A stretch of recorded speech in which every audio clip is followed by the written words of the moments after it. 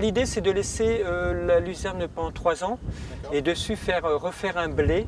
Donc essayer de faire 2 blés de luzerne derrière celui-là. Et puis ensuite je détruirai ma luzerne pour partir sur une culture, enfin sur un système classique, quoi. Ça permet déjà d'aller casser les cycles, ramener de la biodiversité. On est souvent dans ces régions-là avec des rotations très serrées en céréales colza. Ça permet d'enrichir en azote le sol. La luzerne permet d'avoir une couverture du sol toute l'année, puisque même entre les cultures, la luzerne va repousser, ce qui a plusieurs intérêts. Premièrement, de protéger le sol contre l'érosion. Deuxièmement, de concurrencer les adventices.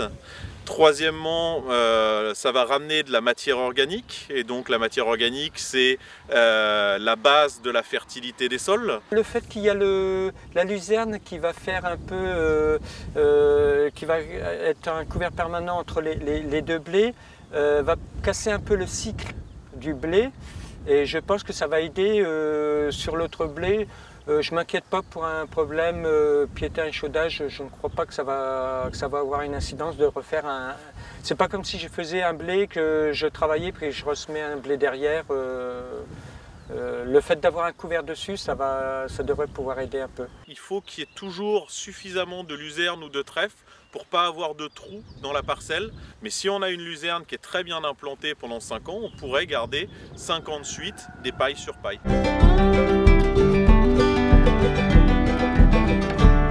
Je pense que le plus simple au début, si on veut démarrer, c'est vraiment de l'implanter avec le colza, en plan de campagne du colza. Pour ça, il faudra semer son colza très tôt. C'est-à-dire qu'on va plutôt avancer la date du colza, début août, fin juillet, début août, pour permettre la meilleure installation possible de la luzerne. Alors après la moisson du colza, j'ai laissé mes sols tels quels, j'ai laissé repartir la luzerne. Et il y a simplement des moutons qui sont passés, qui sont venus pâturer la luzerne. Donc ils m'ont permis d'éviter que la luzerne soit trop haute. Et puis au mois d'octobre, on a semé le blé qui est présent là, du complice. Jusqu'au semis, on fait des fauches ou des broyages pour nettoyer, stimuler, éviter les montées à graines des adventices, quoi.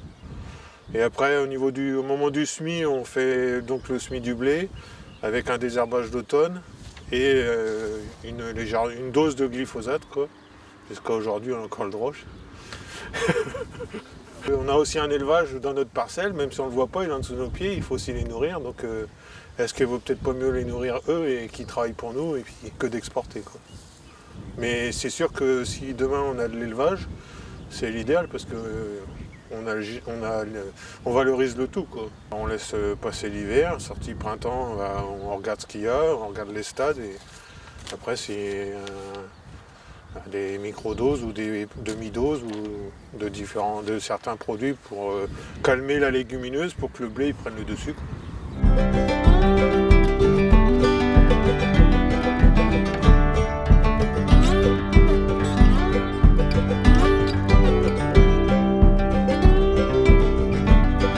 Alors les coûts, c'est l'implantation principalement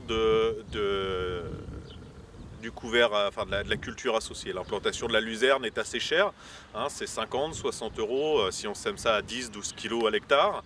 Un lotier va être à peu près dans les mêmes coûts, un trèfle blanc va être un peu moins cher puisqu'on va semer ça à 2-3 kg, ça va plutôt être une vingtaine d'euros. Ça c'est réellement les coûts. Il va y avoir aussi éventuellement les coûts de fauche, hein, pour aller faucher, mais ça permet de faire vraiment des gains sur l'utilisation des herbicides puisqu'on ne laisse jamais le temps, jamais la place aux raigrats ou autres de s'installer pendant l'interculture. Pareil, le fait de faucher pendant l'interculture, on a une meilleure gestion des vivaces qui est vraiment un plus sur la méthode. Deuxièmement, au niveau de la fertilité des sols sur du moyen terme à long terme, d'augmenter le taux de matière organique, on va augmenter la réserve utile, on va augmenter la disponibilité en éléments fertilisants. Et donc ça, c'est des gains, à mon avis, très importants, mais qui sont difficiles à calculer à moyen ou à long terme. Les agriculteurs estiment à 50 unités l'azote apporté par la luzerne.